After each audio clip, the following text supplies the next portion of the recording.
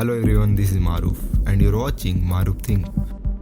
और इस वीडियो में मैं कवर करने वाला हूँ दो extremely horrible incident and it was really painful हालांकि दोनों इंसिडेंट अलग अलग टाइमलाइन पे टेक प्लेस करती है, लेकिन दोनों के बीच एक चीज सिमिलर जरूर है, miscalculation. Sterkfontein cave. It was September 29, 1984। Cave explorer Nuno Gomes एक अनमैप्ड सेक्शन को एक्सप्लोर कर रहे थे स्टर्कफॉन्टाइन केव में, जो साउथ अफ्रीका में है। नूनो गोमेज के साथ उसके दो दोस्त थे, पीटर एंड मैल्कम, और तीनों का डिसीजन था केव के अंदर गाइडलाइन लगाने का, केव के एंट्री से लेकर इसके एंड पॉइंट तक, जहां कभी कोई नहीं गया था, राइट। और नूनो का प्लान था कि वो अकेला केव के अंदर जाएगा गाइडलाइन को लेकर, जबकि पीटर और मैल्कम बाहर रुकेंगे सरफेस पे इसे असिस्ट करने के लिए। नूनो गाइडलाइन को लेकर पानी में घुसता है और आगे जाता है। रास्ते में वहां मल्टीपल स्मॉल डिफरेंट पैसेजेस थे, लाइक कि कोई स्विस चीज इंफ्रास्ट्रक्चर हो, जैसे कि स्विस चीज की अपने एक अलग यूनिक होल होती है, ऐसे रास्ते जहां कोई भी आसानी से भुला जाए। फाइनली नूनो केव के एंड तक पहुंच जाता है और उसने सक्सेसफुली गाइडलाइन को लगा दिया था। उसने एग्जैक्टली 395 फीट के डिस्टेंस को कवर किया था। नूनो अब वापस सरफेस पे जाता है दोनों को केव के अंदर लाने के लिए, और अब तक तीनों नूनो, मैल्कम और पीटर इसके साथ इस केव के अंदर आ चुके थे सक्सेसफुली। और केव के एंड में एक छोटा सा एयर पॉकेट मौजूद था जिसका नाम था मिलनर हॉल, जहां वो तीनों अपने एयर मास्क को उतार सकते थे और इजिली सांसें ले सकते थे। तीनों बहुत खुश थे क्योंकि इन्होंने सक्सेसफुली केव के एक अनएक्सप्लोर्ड सेक्शन को सक्सेसफुली मैप कर लिया था। इनके लिए इट्स लाइक अनचार्टेड टेरिटरी थी और वे लोग यहाँ के एक्सप्लोरर। लेकिन प्रॉब्लम यहीं से शुरू भी होता है। अब वापस तीनों सरफेस की तरफ लौटने लगते हैं, जिसमें नूनो सबसे आगे थे, उसके पीछे मैल्कम और आखिर में पीटर। आगे जाते हुए बीच रास्ते में ही सडनली पीछे से मैल्कम नूनो के पैर को टच करता है और उसे कहता है कि पीटर हमारे पीछे नहीं है, वो कहीं गायब हो चुका है। ये सुनकर नूनो पीछे मुड़ता है और कुछ मोमेंट तक पीछे देखने के बाद इसे पीटर के फ्लैश लाइट की एक ग्लिम्स दिखती है, तो वो दीवार में हाथों से मारता है और पीटर को सिग्नल देता है, कहता है कि इधर आ जाओ, बाहर जाने का रास्ता इधर से है। और ये कहकर नूनो और मैल्कम दोनों बाहर की तरफ जाने लगते हैं। रास्ते में नूनो फिर पीछे की तरफ देखता है तो देखता है कि पीटर यहाँ नहीं आया है, वो गायब हो चुका है। तो इसे लगता है ओके, पीटर शायद दूसरे पैसेज से बाहर आएगा, ये पैसेज से, जो कि रिलेटिवली ज्यादा वाइड थी कंपेयर टू जिस पैसेज से ये लोग दोनों जा रहे थे। और ये सोचकर नूनो और मैल्कम केव के एग्जिट की तरफ चले जाते हैं। लेकिन जब ये दोनों सरफेस पे वापस पहुंचते हैं तो वो रियलाइज करते हैं कि पीटर यहाँ आया ही नहीं है। दोनों यहाँ 1 घंटे तक ऐसे ही वेट करते हैं, लेकिन पीटर यहाँ नहीं आता। मजबूरन दोनों को एक न्यू एयर टैंक को लेकर पानी के अंदर वापस जाना पड़ता है उसे खोजने के लिए। वो गाइडलाइन के पास के सभी एरिया को सर्च करते हैं और स्लाइटली वो गाइडलाइन से थोड़े दूर पे भी जाते हैं सर्च करने के लिए अलग अलग पैसेजेस में। अनफॉर्चुनेटली ये गाइडलाइन से ज्यादा दूर नहीं जा सकते थे, वरना ये लोग खुद बुला जाते। 4 घंटे तक लगातार खोजने के बाद इन्हें पीटर का कोई भी साइन नजर नहीं आ रहा था और इनके पास अब तक एयर टैंक में एयर भी खत्म हो चुका था। एंड इनके सर्च करने की वजह से एरिया का पूरा पानी सिल्टेड भी हो गया था, यानी विजिबिलिटी बहुत कम हो गई थी, ऑलमोस्ट 0। तुम अगर पानी में गए तो तुम्हारे हाथ भी ना दिखे इतना। वो लोग केव से बाहर आ जाते हैं और फाइनली उस दिन शाम में इमरजेंसी टीम को कॉल करते हैं। फायर ब्रिगेड वहां आती है, लेकिन इनके पास केव डाइविंग की एक्सपर्टीज नहीं थी, तो इन्हें और भी इंतजार करना पड़ता है पुलिस डिपार्टमेंट के डाइवर्स टीम को आने के लिए। और फाइनली रात के 11 बजे से सुबह 2 बजे तक इनका सर्च चलता है, बट अगेन पूरा पानी सिल्टेड था, विजिबिलिटी नहीं थी, इन्हें पीटर नहीं मिलता और वो लोग सर्च को रोक देते हैं। इंटरेस्टिंगली रेस्क्यू टीम कन्विंस्ड हो चुकी थी। इतने घंटे बीतने के बाद वो पीटर की तलाश नहीं कर रहे थे, बल्कि वो उनके बॉडी की तलाश कर रहे थे। लेकिन किसी को भी यह रियलाइज नहीं हुआ था कि पीटर मरा नहीं है, बल्कि वो जिंदा है। वो साइड ट्रैक से होकर सेकेंडरी टनल में एंटर कर गया था ऊपर की तरफ। वो देखना चाहता था कि वो इस पैसेज से कितनी दूर जा सकता है। Of course it should be thrilling moment for him. And cave complex थी, 3D structure type combined with multiple passages. Basically Peter भुला गया था। इसके पास गाइडलाइन नहीं थी, वाटर सिल्टेड आउट हो चुका था, पूरा अंधेरा भी था और इसके लिए नियरली इम्पॉसिबल हो गया था खुद को ओरिएंट कर पाना ऐसे सिचुएशन में। वो बहुत सारे छोटे छोटे रास्ते को ट्राई आउट करता है बाहर जाने के लिए, लेकिन इसके सारे अटेम्प्ट फेल हो रहे थे और इसके एयर टैंक में एयर भी खत्म हो रहे थे। वो खुद को पुश करता जाता है बाहर निकलने के लिए और आखिर में वो पहुंचता है एक रूम में जहां एक बड़ा एयर पॉकेट मौजूद था। इसके लिए बेस्ट ऑप्शन यही था कि वो यहाँ इंतजार करे ताकि रेस्क्यू टीम यहाँ आके इसे बचा ले, राइट। वो टॉर्च को पानी में मारता है ताकि इसके रिफ्लेक्शन से रेस्क्यूअर को सिग्नल मिले, लेकिन आखिर में वो टॉर्च को भी ऑफ कर देता है ताकि इसकी बैटरी बच सके। वो नॉइस करने की भी कोशिश करता है अपने टैंक को पत्थर से हिट करके, लेकिन इसका सिग्नल किसी को नहीं मिल रहा था। इवेंचुअली वो एग्जॉस्ट हो चुका था और वो वहीं सो जाता है और इससे वो अपने टाइम ट्रैक को भी लूज कर चुका था। इसे टाइम का रेफरेंस नहीं मिल पा रहा था कि उसने 10 मिनट तक सोए या 10 घंटे तक। अनफॉर्चुनेटली केव की पानी सिल्टेड थी, बहुत ज्यादा टाइम ले रही थी बॉटम में सेटल होने के लिए, नो विजिबिलिटी। और ऐसे सिचुएशन में रेस्क्यू टीम के लिए सर्च करना अच्छा आइडिया नहीं था। And earlier as I said, rescue team को यकीन हो गया था कि पीटर मर चुका है और अब वो सिर्फ उनके बॉडी की तलाश कर रहे हैं। सो वो लोग डिसाइड करते हैं पूरा हफ्ता इंतजार करने का, ताकि तब तक आराम से वाटर की सारी सील्ड बॉटम में सेटल हो जाए और फिर उसके बाद दोबारा सर्च शुरू की जाए। दूसरा हफ्ता बीत जाता है और फिर वो दोबारा खोजते हैं, लेकिन फिर भी पीटर की कोई खबर नहीं। सरप्राइजिंगली पीटर अभी तक जिंदा था। उसने 14 दिन तक कंप्लीट डार्कनेस में बिताया था। हालांकि केव का पानी एक लिमिट तक पीने लायक था और एयर पॉकेट में एयर भी मौजूद था। वो खुद से बाहर निकलने की उम्मीद में चेंबर से बाहर आता है और एक पैसेज में जाने की कोशिश करता है जहाँ पानी मौजूद नहीं था। उस पैसेज में वो दूसरी जगह ऊपर की तरफ जा रहा था और फाइनली पीटर के 120 फीट चलने के बाद वो पैसेज के आखिर में पहुंचता है जहाँ एक डेड एंड था। आगे का रास्ता बंद था बेसिकली। सो वो वापस वही चेंबर में आ जाता है दोबारा रेस्क्यू टीम के इंतजार में। इसके पास इसके अलावा कोई ऑप्शन भी नहीं था। इसके ऑक्सीजन टैंक में ऑक्सीजन भी खत्म हो चुका था जिससे वो पानी में तैर सके। एंड ऑल्सो पुलिस कंटिन्यू इसे खोजने यहाँ 4 हफ्तों तक आते हैं, लेकिन अफसोस वो कभी इसे खोज ही नहीं पाते। एंड फाइनली सर्च को कॉल्ड ऑफ कर देते हैं, बंद कर देते हैं बिना कोई रिजल्ट के। सरप्राइजिंगली पीटर अंदर जिंदा था।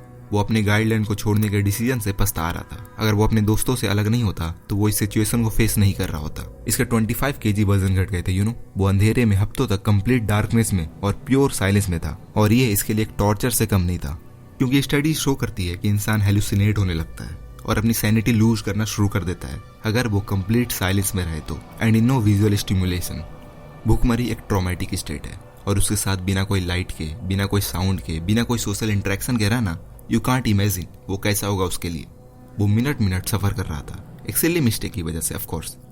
सो कुछ दिनों बाद नोनो और मैल्कम अपने साथ कुछ वॉलंटियर को लेकर केव के पास वापस आते हैं पीटर को खोजने।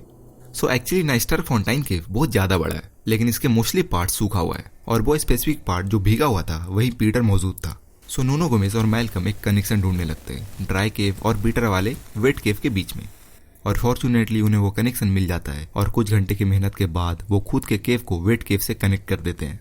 फाइनली वे लोग वेट केव में एंटर करते हैं। वहां पैसेज में इन्हें पीटर के चलने की फुटप्रिंट्स मिलते हैं और उसी रास्ते में आगे चलते हुए इन्हें पीटर का डेड बॉडी मिलता है और पास के दीवार में एक सेंटेंस लिखा था, आई लव यू शर्ल एंड माँ।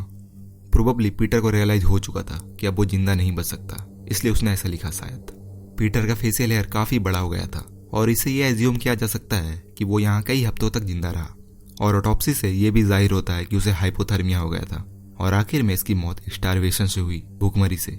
बाद में यह भी डिस्कवर होता है कि एक्चुअली एक रेस्क्यू डाइवर पीटर के बहुत क्लोज भी चला गया था, जस्ट 100 फीट की दूरी पर था पीटर की लोकेशन से। हालांकि हम क्रिटिसाइज कर सकते हैं कि पीटर को उसे दूसरे रूट लेने की क्या जरूरत थी, वो खुद जिम्मेदार है इसके लिए, लेकिन हमें इस बात की रेस्पेक्ट करनी चाहिए कि उसने अपनी जिंदगी की लड़ाई आखिरी दम तक लड़ी और मे भी थोड़ी गलती रेस्क्यू टीम की भी हो।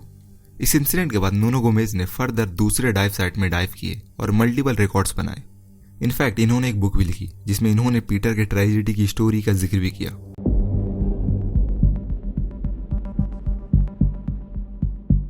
Knox mine disaster, it was 22 January 1959। Pennsylvania में एक ह्यूज माइन साइट है जहां एंथ्रासाइट की डिपोजिशन बहुत ज्यादा थी। लाइक ये एक टाइप का कोल होता है, लेकिन ये कोल रेगुलर कोल से 6 टाइम ज्यादा वैल्यूएबल होती है, राइट। वर्ल्ड वॉर सेकंड के बाद इस कोल का डिमांड ड्रास्टिकली इंक्रीज हो गया था, which led to rise in employment rate. Like 10,000 से ज्यादा लोग इस एरिया में अलग अलग माइन साइट में काम करते थे। बट जहाँ कॉर्पोरेट कंपनीज की राइज होती है वहां उनके लिए moral value, ethical standards less important हो जाते हैं। They only prioritize profits and nothing. उस दिन सुबह स्पेशली नॉक्स माइन में 81 वर्कर्स अंदर जाते हैं, इंक्लूडिंग फ्रैंक, सैम्यूल और एक सर्वेयर जोसेफ स्टेला, जिसका काम था इस माइन की इंस्पेक्शन करना, वर्कर से सेफ्टी स्टैंडर्ड्स को फॉलो करवाना और माइन में जो भी नए रास्ते बनते हैं उसकी मैपिंग करना on a regular basis. Anyway, उस दिन जब जोसेफ नॉक्स माइन में एंटर होता है और जब अपने कॉरिडोर की तरफ जा रहा था तो पीछे एक दूसरे कॉरिडोर से एक माइनर की आवाज आती है जो भागता हुआ इसकी तरफ आ रहा था और सभी को यहाँ से जल्दी से निकलने को कह रहा था। और जब जोसेफ पीछे की तरफ देखता है तो और भी लोग वही कॉरिडोर से इसकी तरफ भागते हुए आ रहे थे और ये सब देखकर इसे कुछ समझ नहीं आता कि हो कह रहा है। And just in a moment वो पानी की वेव को अपने पास आते हुए देखता है तेजी से और उसकी वाटर लेवल रैपिडली राइज हो रही थी। सी, अगर हम नॉक्स माइन की मैप को देखें तो ये बहुत ही इंटरेस्टिंग माइन है जो कि एक मेज की तरह है। एक्चुअली ये मेज ही है जहाँ आप इजिली भूला जाओगे। इनफैक्ट इस माइन की गहराई 100 फीट तक जाती है और इंटरेस्टिंगली इस माइन के ऊपर एक रिवर फ्लो करता है, सस्काहाना रिवर, जिस रिवर का पास्ट कुछ खास अच्छा भी नहीं रहा था। लाइक इसी वीक इस सस्काहाना रिवर की वजह से कुछ टाउन में डेडली फ्लड भी आया था और एग्जैक्टली ये रिवर इसके ऊपर फ्लो करती है। You got my point. If you are thinking river के नीचे माइनिंग करना इलीगल है तो नहीं, गलत। रिवर के नीचे माइनिंग करना कंप्लीटली लीगल है, लेकिन इसके लिए कोल कंपनी को कुछ प्रिकॉशंस लेने होते हैं, दैट्स इट। लाइक उन्हें ध्यान देना था कि वो रिवर बेड के ज्यादा क्लोज ना चले जाए डिग करते हुए, उन्हें सेफ एरिया के पास तक ही जाना था। लेकिन नॉक्स माइन कोल कंपनी इस चीज को कम्प्लीटली निगलेक्ट कर देती है। उन्हें इस एरिया से ज्यादा एंथ्रासाइट निकालना था, प्रॉफिट्स बनाना था, that's it. And at very minimum उनके लिए 11 मीटर्स तक रिवर के क्लोज जाना सेफ था, बट वो कुछ ज्यादा ही 2 मीटर तक क्लोज चले जाते हैं और इसकी वजह से ऊपर की सीलिंग कोलैप्स कर जाती है और instantly millions of gallons of water mine में अंदर आने लगती है। एंड जितनी तेजी से रिवर का पानी अंदर आ रहा था तो शुरू में तो ये सीलिंग का होल छोटा था, लेकिन अब वो रैपिडली एक्सपैंड हो जाता है एंड सून इनफ इसका डायमीटर 100 फीट प्लस हो जाता है। It was like a silent whirlpool, वो भलपूल जो बड़े बड़े डेब्रिस को अपने अंदर समा ले रही थी। माइन के अंदर स्टिल 45 लोग थे जिन्हें अभी भी बाहर निकलना था, including Frank, Samuel and Joseph Stella. लेकिन प्रॉब्लम ये था कि माइन के अंदर किसी भी वर्कर के लिए ओरिएंट कर पाना बेहद मुश्किल था। वो सब भुला सकते थे। कितने ऐसे चेंबर और टनल थे जो मैप में अपडेट नहीं हुए थे, और ऐसा कंपनीज करती है लीगल ट्रबल से बचने के लिए। लेकिन एक 33 माइनर के ग्रुप में जोसेफ स्टेला भी थे और उन्हें मैप की नॉलेज अच्छी थी। प्लस एक पर्सन एम्यूडियो थे जिन्होंने ही एक्चुअली इन लोगों को माइन के अंदर हादसे के बारे में इन्फॉर्म किया था 50 फीट ऊपर शाफ्ट में चढ़कर, और इसकी वजह से समहाउ ये 33 माइनर्स सेफली एग्जिट की तरफ चले जाते हैं। 12 माइनर्स अभी भी नॉक्स माइन में गायब थे, इंक्लूडिंग फ्रैंक एंड सैम्यूल, और रेस्क्यूअर के अकॉर्डिंग ये लाइकली था कि वो जिंदा होंगे, लेकिन इनके लिए माइन के अंदर जाना इम्पॉसिबल था बिना रिवर वाटर को अंदर जाने से रोके हुए। एंड सून इनफ ये लोग वर्लपूल में डंप करना शुरू करते हैं mine cars, railroad cars, hundreds of bales of hay, ताकि अंदर की सीलिंग बंद हो जाए। और आखिर में 2 दिनों में टोटल 38 गोंडोला कार्स, 200 से ज्यादा माइन कार्स, बड़े बड़े पत्थरों को ट्रक में भर के अंदर रिवर में डंप किया जाता है। Utility poles, railroad ties, like जो कुछ भी हो सकता था सब कुछ अंदर डंप किया जाता है। और इंटरेस्टिंगली एक काम कर जाता है, 30 to 40% वाटर फ्लो माइन के अंदर कम हो जाती है। लेकिन टाइम बीतते हुए रेस्क्यूअर को यह बात समझ आ जाती है कि वो 12 लोग की सिचुएशन अच्छी नहीं होगी अंदर में। इनफैक्ट एक माइनर प्रेस को यह भी कहता है कि उन्होंने माइन के अंदर 3 डेड बॉडीज को देखे पानी में फ्लो करते हुए। And after calculating speed of water and volume of mine, ये एस्टिमेट था कि अब पूरा माइन कम्प्लीटली पानी से भर गया है और यह अनलाइकली था कि वो 12 लोग अभी तक जिंदा होंगे।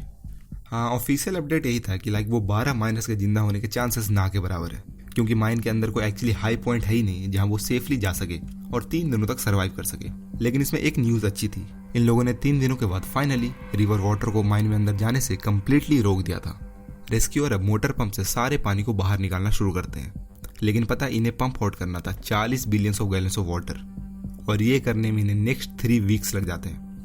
स्ट्रेंजली माइन से पूरे पानी को बाहर निकालने के बावजूद भी उन्हें वो 12 माइनर्स की डेड बॉडीज कभी नहीं मिलती, इंक्लूडिंग फ्रैंक एंड सैम्यूल। बाद में उस जगह पर एक डैम बनाया जाता है रिवर वाटर को कोलैप्स पार्ट से सेपरेट करने के लिए, और उस पार्ट को जहाँ सीलिंग टूटी थी उसे कॉन्क्रीट से सील कर दिया जाता है। Coming to inquiry part, investigation से ये रिवील होता है कि एक्चुअली ये हादसे होने की वार्निंग 9 दिन पहले एक माइन इंस्पेक्टर ने दिया था, लेकिन नॉक्स माइन कोल कंपनी इसे कम्प्लीटली इग्नोर कर देती है। प्लस जहाँ सीलिंग कोलैप्स हुई थी वहाँ कुछ दिन पहले ही पानी हल्की हल्की ड्रिप होती थी, एंड दैट्स वाई वर्कर वहाँ रेन कोट पहनकर काम करते थे। और यहाँ वर्कर की गलती तो बिल्कुल नहीं है, क्योंकि कोई सही माइंडसेट वाला पर्सन कभी ऐसा काम नहीं करेगा, बल्कि ये कंपनी की गलती है जिसने वर्कर को फोर्स किया कोल को बाहर निकालने के लिए उस एरिया से। माइन के अंदर फ्लडिंग हुई in simple and short Knox mine coal company के इलीगल मैल प्रैक्टिसेस की वजह से, एंड एज ए रिजल्ट 12 लोगों की जाने गई out of 81। Knox mine coal company के 12 ऑफिशियल कन्विक्ट होते हैं, उन्हें जेल होती है for bribery and tax evasion, और ये हादसे की वजह से नॉक्स माइन कोल कंपनी बंद हो जाती है, और इसकी वजह से पेंसिल्वेनिया में सब कुछ बदल गया था। ट्रेजिकली उन 12 लोगों के फैमिली मेंबर्स को कोई भी कंपनसेशन नहीं दिया जाता कंपनी के द्वारा। ये इंसिडेंट के 4 साल बाद तक भी अमेडियो को कार्नेजी मेडल मिलता है, क्योंकि इनके एयरशाफ्ट में वर्कर्स को अलर्ट करने की वजह से ही वो 33 वर्कर्स की जान बची थी, और वो 12 बचे हुए वर्कर्स की डेड बॉडीज कभी नहीं मिलती। Like it was a horrible disaster, like you know it was a huge disaster for that time, जिसके बारे में अभी तक बातें होती है, जिसको कि मैंने बहुत ही छोटा करके बताया है, my mistake obviously. And do subscribe if you think this video deserves a single like from your side.